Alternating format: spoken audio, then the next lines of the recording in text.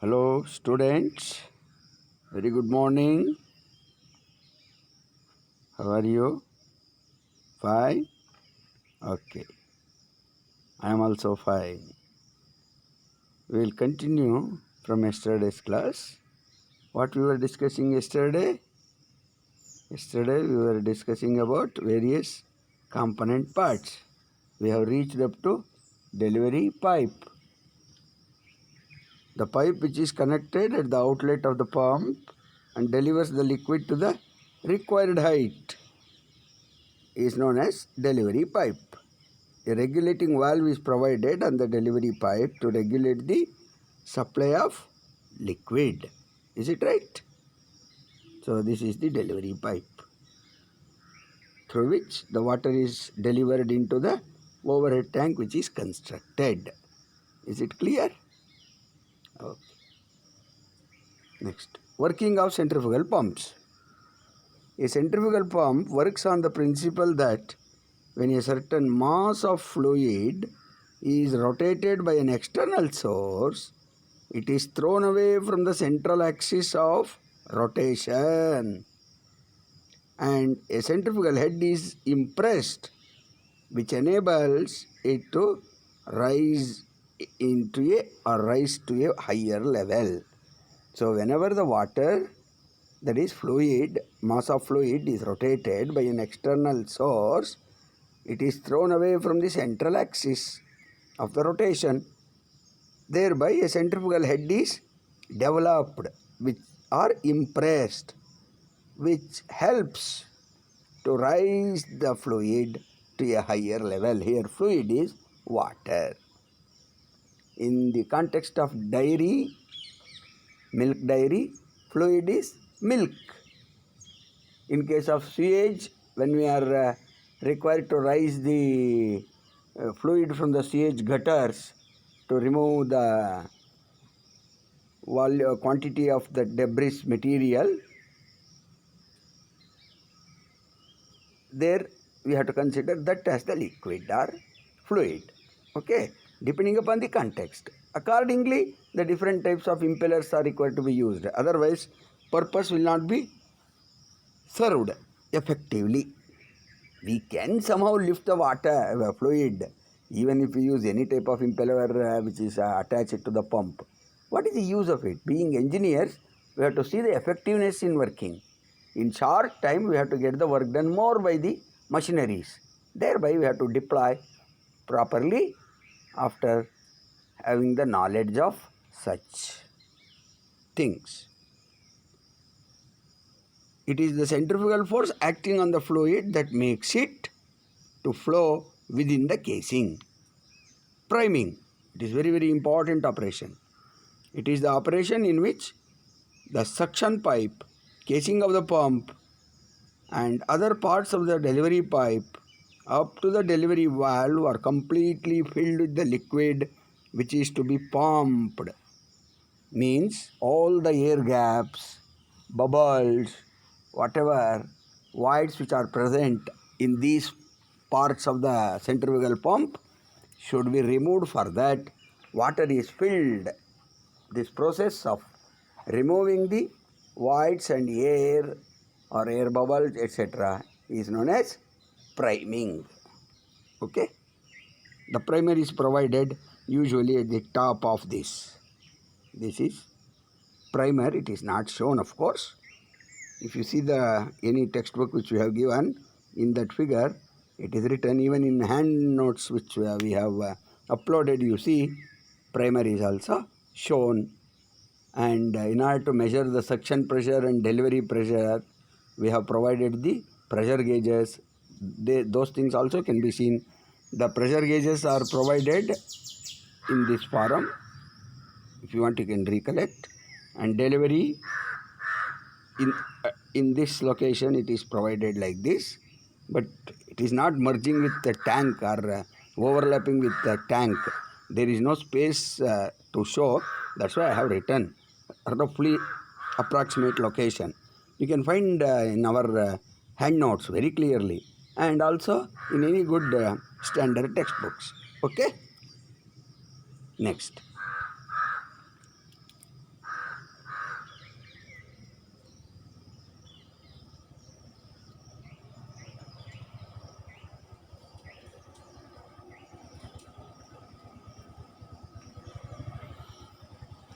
as the electric motor starts rotating, it also rotates the impeller.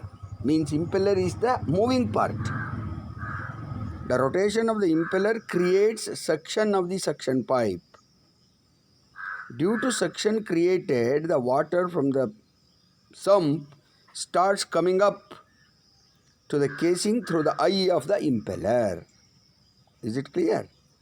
When electric motor starts rotating, it also rotates the impeller, because of which movement of the impeller or rotation of the impeller creates a suction at the suction pipe. Due to this suction created, when we are sucking cool drinks from the bottle, how it comes? As soon as we start sucking, the cool drinks will come from the bottle to our mouth. Is it not? In the same way, when suction is created because of the movement of the impeller, the water which is present in the sump will be raised up or starts coming up to the casing through the eye of the impeller. This is eye. This is eye of the impeller. E-Y-E, eye.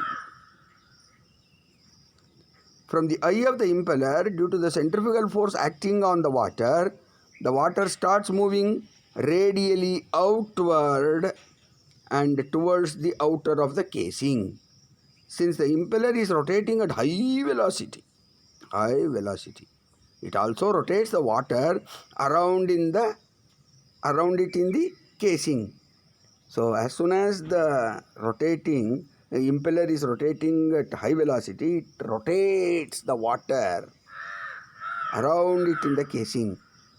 The area of the casing increasing gradually in the direction of motion, so that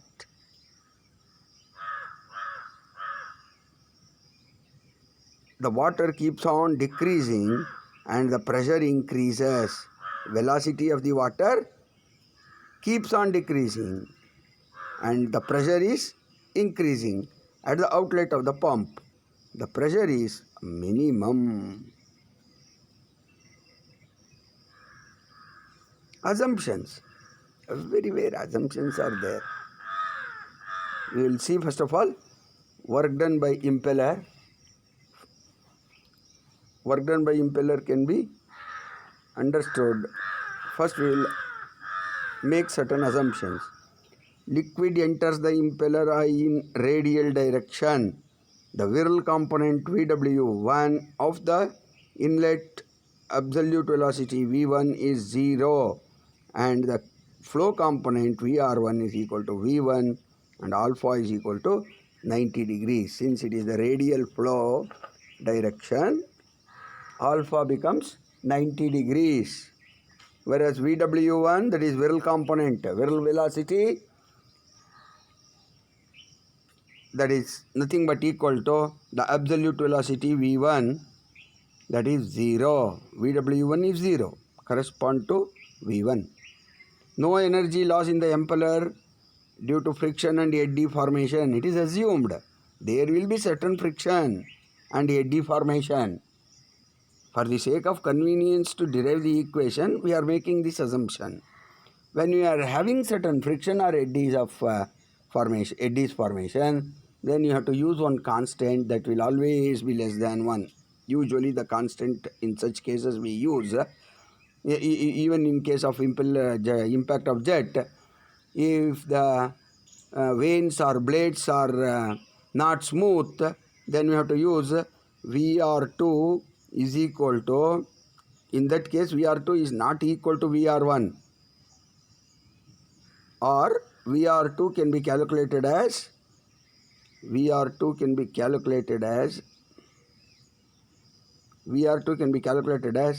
multiplying by K with VR1. This K is always less than 0.0, say 0.9, 0.85, 0.85, 0.75. It depends how far the plate is not smooth. Okay.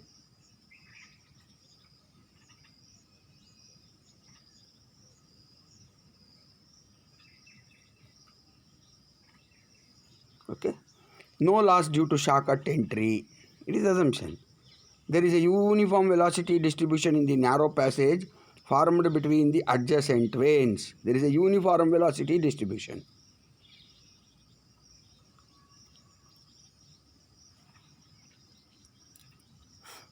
Concept of angular momentum. Concept of angular momentum. You can see here, m is the mass, v is the tangential velocity, this is radius.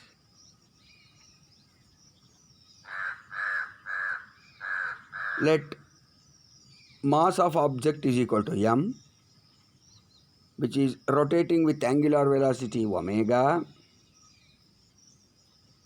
Tangential velocity at any point, let it be v meters per second. Now, momentum of the object is given by m into v. Moment of momentum is nothing but equal to angular momentum. Hence, angular momentum is given by mv multiplied by radius. That is mv into r. mv into r. Is it clear? Very simple. The expression for the work done or the energy supplied by the impeller of a centrifugal pump on the liquid flowing through it may be derived in the same way as for a turbine. It is as similar as turbine. That you have already studied in detail. Only difference is that impeller will exert a force of water. That is, work is done by the impeller on water in case of centrifugal pump. The equation for work done by impeller can be obtained by drawing the velocity triangles. I have already mentioned. Every time I have been mentioning, velocity triangles are used in impact object, whether it is flat vane or curved vane, turbines, centrifugal pump, etc., etc. The liquid enters the impeller at its center and leaves at its outer periphery. This is the velocity triangles. Inlet velocity triangle is here, outlet velocity triangle is here. All suffixes will indicate VR1, V1, R1, etc. pertain to inlet or the entry, whereas VR2, VF2, V2, U2, VW2, etc. pertain to outlet or also known as exit. Inlet is known as entry, at entry. Entry is nothing but inlet, exit is nothing but outlet. Okay, this is the impeller. This is the periphery. So, this is the radius R1. This is the radius R2 here. R2 from here to here. Very clearly shown in the figure. There should not be any doubt. Okay. This is tangent at outlet. This is the tangent at inlet. Tangent at entry or inlet. This is the tangent drawn to the impeller at the outlet. Is it clear? So VR2, V2, VF2, VW2, U2, everything is seen. And blade angles theta and phi. Theta here, phi is here. And jet angle alpha is equal to 0, alpha is equal to 90 degrees here. Why? Because it is radial. And beta is shown at the outlet. Alpha is equal to here 90 degrees, so that the efficiency can be obtained by the pump will be more. Okay, we'll continue. The impeller have curved vanes on its surface. Now, radius of curved vane at inlet and outlet would be different, and therefore tangential velocities at inlet and outlet would also be different. Okay. Since radius of curved vane at inlet and outlet are naturally quite different, outlet radius R2 is always greater than R1. Accordingly, the tangential velocity is also will become different. Let u1 and u2 will be the, that is, u1 and u2 ultimately, tangential velocities are different. u1 and u2 are known as tangential velocities. They are the symbols used for it. Further, impeller will exert force on the water in rotational direction, and hence force by the impeller on water is equal to force into radius, that is nothing but known as torque. When force is multiplied by the radius, we will get torque. This torque can be computed. Good morning, sir. Good morning. And angular speed. Now, using impulse momentum principle, torque is equal to rate of change of angular momentum. Rate of change of angular momentum, that is equal to mv into r. Now, water enters to the impeller radially at the inlet for best efficiency. I have already mentioned why it is made radial flow, so as to attain or obtain maximum efficiency or best efficiency. That is the reason why V1 is equal to Vf1, alpha is equal to 90 degrees, and Vw1, that is viral velocity, is 0. Let n is equal to speed of the impeller in RPM. Okay. D1, D2, diameter of impeller at the inlet and outlet, that is nothing but 2 times R, where R represents average value of R1 and R2. W is equal to W nahi, we should not say W, omega is equal to angular speed of the wheel, that is radian per second, is equal to 2 pi n by 60. U1 and U2 are the tangential velocity at inlet and outlet, that is nothing but omega into R. U1 is equal to 2 pi n by 60 into R1, that is equal to pi d 1 n by 60. Pi d n by 60, because 2r is equal to d1.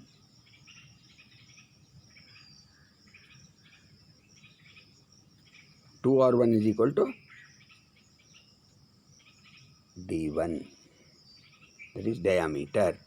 Similarly, U2 is equal to 2 pi n by 60 multiplied by R2, that is nothing but pi d2 n by 60, where 2R2 can be taken is equal to diameter at the outlet of the impeller d2.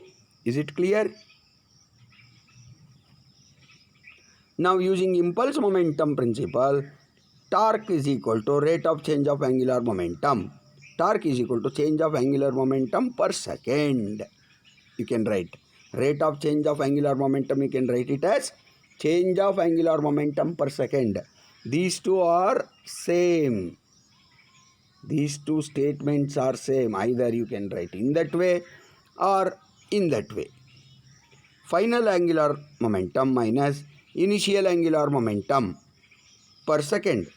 Why for initial angular momentum we have prefixed minus? Because R1 is less than, R1 is always less than R2. From figure it is very, very evident. But angular momentum, what is angular momentum? Is nothing but momentum multiplied by radius. That we have already seen in the concept. Angular momentum at inlet is equal to initial angular momentum. Momentum at inlet is equal to mass into velocity per second. Mass per second into velocity in tangential direction at inlet, that is nothing but rho q Vw1. Angular momentum at inlet is equal to rho q multiplied by Vw1 into R1. Okay? Here.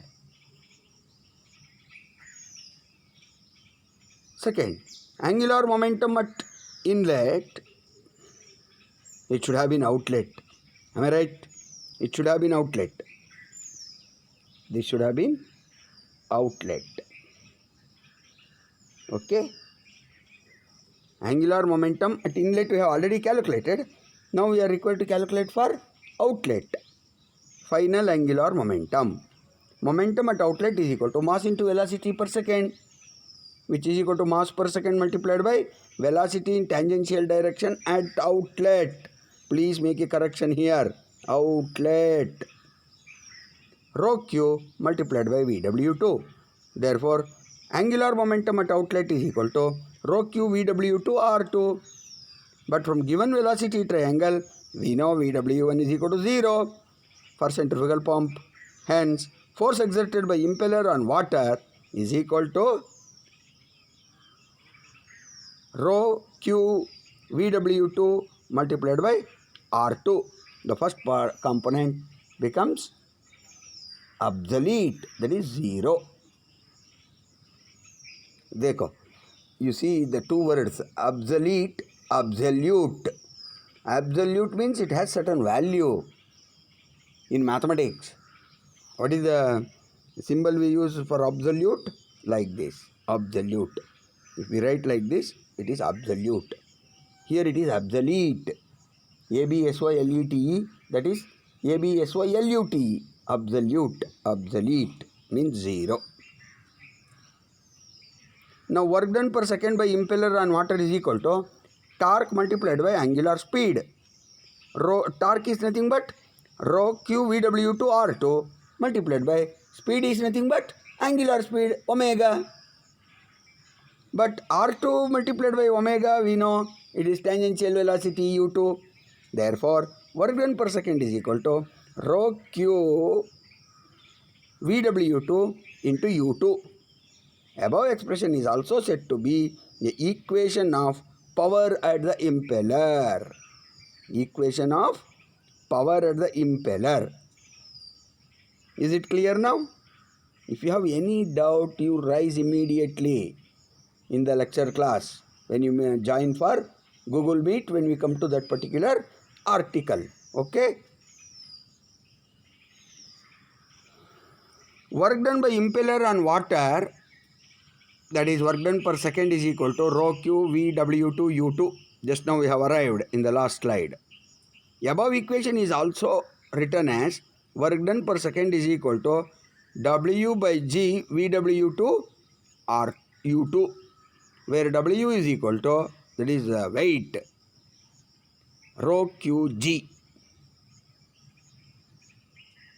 Now work done per second per unit weight of fluid per second is given by rho Q divided by rho QG multiplied by VW2 U2.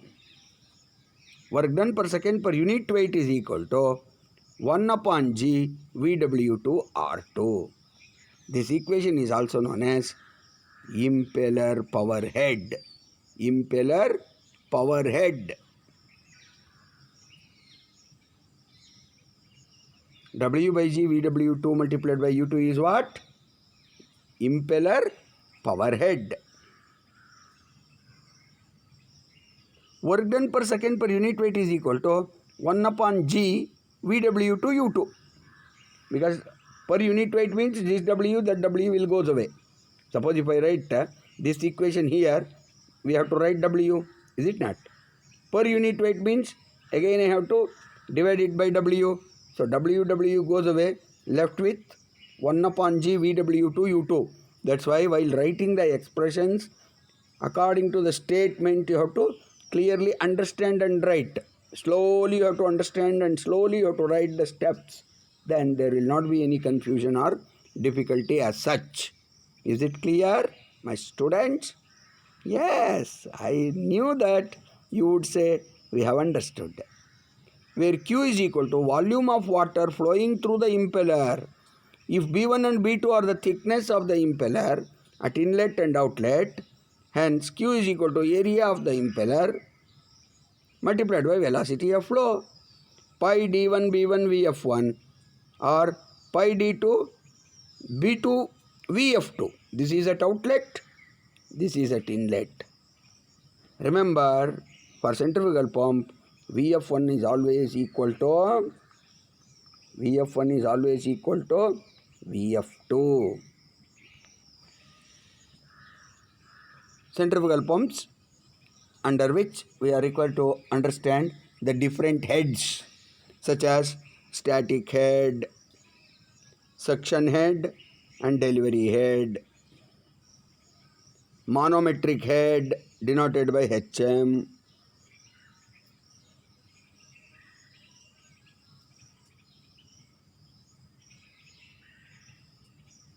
Hydraulic losses in centrifugal pump, mechanical losses, leakage losses, etc. etc. We will study in the next class. For today, it is enough. Thank you very much for patient hearing and understanding the stuff. Okay, you have to practice those derivations again and again, frequently. If you start working on it, definitely it would become more easy and convenient to you. Thank you. Have a nice day.